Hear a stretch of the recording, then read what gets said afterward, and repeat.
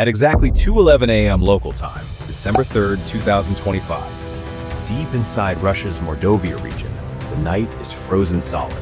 No engines, no voices, only snow, trees, and a silence so complete it feels unnatural. Then, the silence is executed. A single flash tears open the darkness, then another, then a deafening roar. 30mm autocannons. A Russian Pantsir S-2 wakes up, its barrels glowing orange as it pours fire into the sky. And flying straight into that wall of steel, 12 Ukrainian drones. No evasive arc, no wide approach.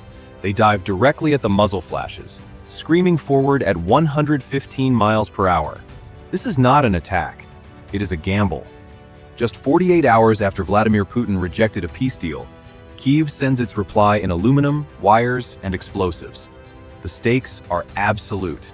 If these drones fail, Russia keeps its grip on the fiber-optic battlefield. A new kind of war where signals can't be jammed, commands can't be cut, and Ukrainian units go blind the moment combat begins. Lose this, and the next phase of the war is lost before it starts. Win it, and Russia's newest advantage dies tonight. There is no retreat path, no backup swarm, no second chance. Inside each drone, the guidance computer runs its final loop. Wind, speed, gun rotation, projectile travel time. One number flashes on the screen. Margin of error, 0.7 seconds. Miss it, and everything goes dark. Rewind 6 minutes to collision. High above the frozen plains, a shadow weighing exactly 152 pounds glides just 820 feet above the icy flatlands. This is the lead drone of FP1. It is traveling at 115 miles per hour, but its electric motors barely whisper. They are running at exactly 16% capacity. Why 16%? Because the physics of stealth demands it. At 18%, the thermal signature of the motor becomes visible to Russian infrared sensors. It is walking a digital tightrope. Just 125 feet off the deck, 400,000 miles away in a reinforced bunker in Kyiv, Colonel Alexei holds his console with white-knuckled firmness. On his tactical display, a massive red overlay covers the map. This is the kill zone of the Russian Nebo-M radar, a monster capable of tracking 300 targets from 400 miles away. It is the Eye of Sauron for Russia's aerospace forces. Inside that giant red circle is a smaller, deadlier one, the 12-mile combat range of the Pantsir S-2. And right on the bullseye sits the target, the fiber optic systems factory. To a civilian, this is just an industrial plant. To Colonel Alexei, this is the only place on Earth protecting the Russian drone fleet against signal jamming. Destroying it doesn't just stop production, it burns the blueprint for Russia's future war machine. The mission has been a masterpiece of secrecy. The flock of drones is riding a low-level jet stream, a 70-mile-per-hour wind that masks their ground speed for Russian radar operators. In Saransk, the 151-kilogram composite bodies of the drones look like a drifting snowstorm on the radar scopes. They think the weather is always like this, murmurs Alexei.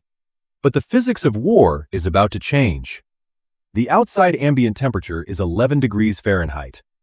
While the Arctic cold is excellent for cooling drone motors, it is about to become a deadly burden. The drones must accelerate to attack. Warm lithium batteries against a frozen background don't look like clouds through a thermal imager. They look like flashbulbs in a dark room. In the command center in Saransk, the Nebo-M operator spills his third cup of coffee, fighting boredom. He doesn't know that exactly 8 miles later, the snowstorm on his screen will turn left, punch the throttle to 120 miles per hour, and attempt to tear a hole in a $1 billion air defense network. The countdown reaches 7 minutes. The wind dies down. The veil lifts. The hunt begins. To stay on schedule, the Ukrainian motherships need the drones to accelerate. As soon as ground speeds exceed wind speed by 5 knots, the Nebo-M's Doppler filters strip away the weather classification. In Saransk, the storm turns deep red. Anomaly detected, heading 210, speed increasing. It's not the wind. Now begins the deadliest race of modern warfare. This is a race between Ukrainian drones flying at 100 knots and Russian command signals traveling through the copper cables of ancient telephone networks. Emir Kulo, the Russian commander, screams orders down the line to the factory defenders. Below, the drone swarm covers 34 miles in 29 painful minutes. Every second brings them closer to the Pantsir's kill zone. 7 miles from the target, the Russian air defense network finally wakes up completely, but it is 34 seconds too late to stop the delivery. The first 5 FP-1 motherships pitch up to 2,050 feet. Belly hatches open. Gravity kicks in. 20 Wild Wasp drones fall into the stream of freezing air. They are cheap, aggressive, and disposable fighters. However, the 6th FP-1, lagging slightly behind, carries a different payload. It drops 4 Hummingbird drones. These aren't suicide bombers. They carry laser-connected terminals.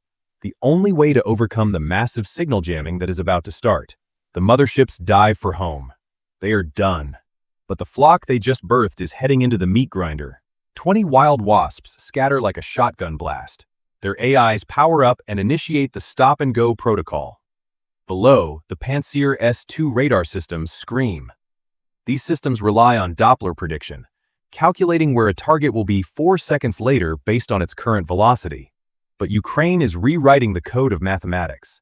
The Wild Wasps sprint at 95 miles per hour, then suddenly hover in midair. Run alone. Hover. Run right. Hover. When the drone hovers, its radial velocity drops to 0. According to the Doppler radar logic, the target effectively ceases to exist, blending into the static noise of the frozen trees. Inside the Pantsir command vehicle, tracking symbols jitter like a glitched video game. Orbit estimation failed! Radar lock unstable! The Russian gunner screams, fighting the stick. I'm not getting a tone! The Russian commander realizes the radar is useless. He slams a button. Forget the radar! Go to thermals! Look for the heat! This is the move Ukraine feared. The Pantsir's 10 ES-1 thermal sight powers up, scanning the 9 to 15 micron spectrum. The air is minus 11 degrees Celsius. But the Wild Wasps, with their harsh stop-and-go maneuvers, have heated their lithium batteries to 122 degrees Fahrenheit. On the Russian screens, 20 bright white dots erupt against the black background. The invisible ghosts just turned into glowing light bulbs. Visual contact. The gunner smiles. The weapons have been chosen. The Pantsir's twin 30mm 2A38M autocannons begin to spin. They don't fire single shots. They spew high-explosive tungsten at a rate of 5,000 rounds per minute. That is 80 rounds per second. The first salvo is a wall of fire. It catches the lead group of 3 Wild Wasps as they hover. They have no chance. The 30mm rounds, each packed with 48 grams of explosives, don't just smash the drones, they atomize them. One moment they are advanced machines. The next, a cloud of burning carbon fiber dust. The Russian gunner is good. He ignores the computer and takes the target manually, hunting the white thermal dots like a video game on easy mode. Turret traverse left. The 4th drone tries to dive. Too slow. A single hit breaks the rotor arm. The kinetic energy of a bullet traveling at 3,250 feet per second rips the limb off. The drone spins frantically, impacting the frozen ground like a fireball. The 5th and 6th drones try to flank. Tracer rounds walk across the sky. These rounds are designed for proximity detonation. They don't even need to hit. 2 airbursts shred the plastic bodies with tungsten shrapnel. The formation is scattering. The tactic that fooled the radar is suicidal against a human shooter who can see them glowing. In 16 seconds of absolute violence, 9 killer wasps disappear from the sky. The zone below is littered with burning debris. But the Russian gunner makes a critical error. He gets ambitious. Obsessed with catching the easy prey, the 4 slow-moving hummingbirds in the rear, he ignores the 10 remaining killer wasps he hadn't shot down. He thought they were running away. He was wrong. They were flanking him. Inside the swarm's neural network, a logic gate turns into an unavoidable execution. The AI realizes it can't win a gunfight, so it decides to win a knife fight. The 10 surviving Wild Wasps stop their erratic dance, synchronize, and dive. They aren't aiming for the tank hull made of armored steel. They are aiming for the chin. The sensitive, unarmored optical module sits on top of the turret, right above the thermal sight.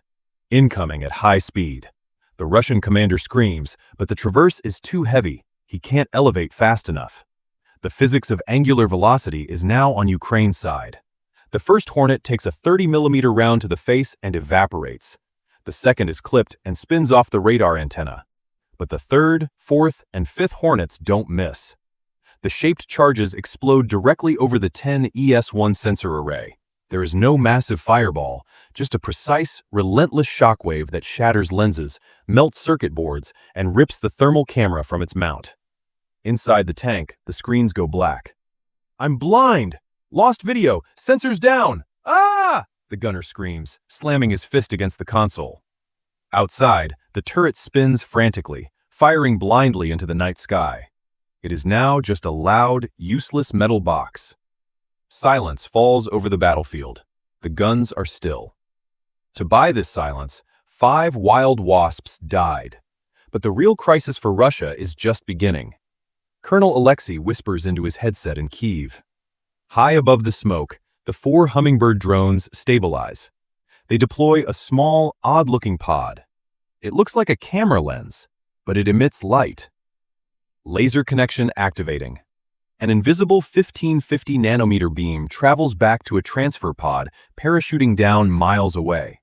This is free space optical communication.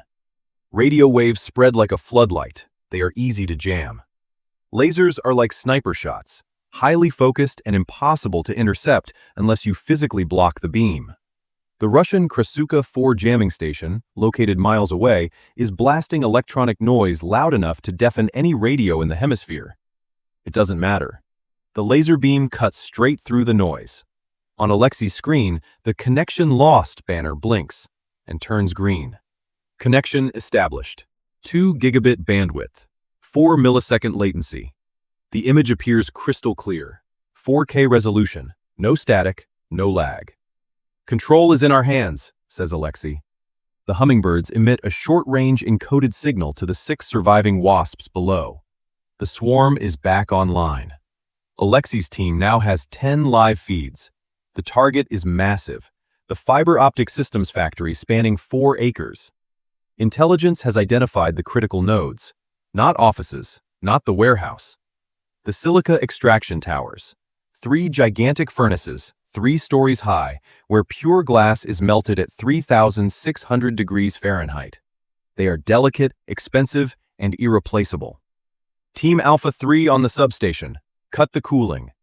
The math of destruction is simple. The towers need constant cooling. If the power is cut, the molten glass inside will solidify, ruining the machines forever. If you add high explosives to that mix, you get a volcanic eruption inside a building. The countdown reaches 44 seconds. The Pantsir crew can do nothing but listen to the growing roar of 10 motors. Desperate, the commander pops the hatch and fires a shoulder-launched Igla missile blindly into the sky. It hits 1 wasp, but it's too little, too late. Team Alpha lands the first blow. 3 wild wasps slam into the 110 kilovolt substation. Transformers explode, spraying boiling oil and ceramic fragments. A massive blue electric arc crosses the sky. Then, darkness. The factory goes black. The cooling pumps die. Inside, temperature alarms scream. The molten glass stops flowing.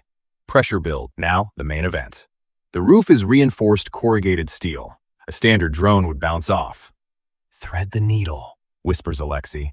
The 2 remaining wasps are the breach team. They dive at 125 miles per hour. They carry shaped charges with copper cones. 2 bright flashes. 2 smooth, molten holes pierce the steel deck. The path is open. 4 Hummingbird drones dive through the smoke.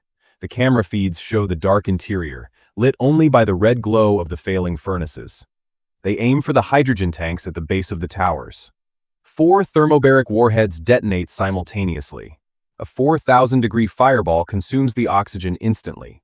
The hydrogen tanks explode, blowing the roof off the building. The sensitive machinery doesn't just break, it turns into a pool of molten glass and steel. At 2:24 a.m., silence returns to Mordovia. But this time, it is the silence of a graveyard. Ukraine spent approximately $400,000 on this entire drone swarm. In exchange, they destroyed a facility with an estimated value of $1 billion. Not even an Apple stock would give you such returns. But for Russia, the money is the least of their problems. Intelligence confirms the silica extraction towers are gone. These machines are custom-made, Replacing them will take between 15 and 20 months. This means Russia's so-called Gerbera drone program, its plan to flood the front lines with supposedly unjammable fiber optic drones, has effectively stalled, at least until 2027. Operation Glass Heart sent a clear message to the world. No matter how thick the armor, there is always a weak point. And no matter how advanced the jammers, they cannot stop a beam of light. So the real question is this: was this just a risky tactical gamble? Or the exact moment the drone war changed forever? Let me know what you think in the comments below.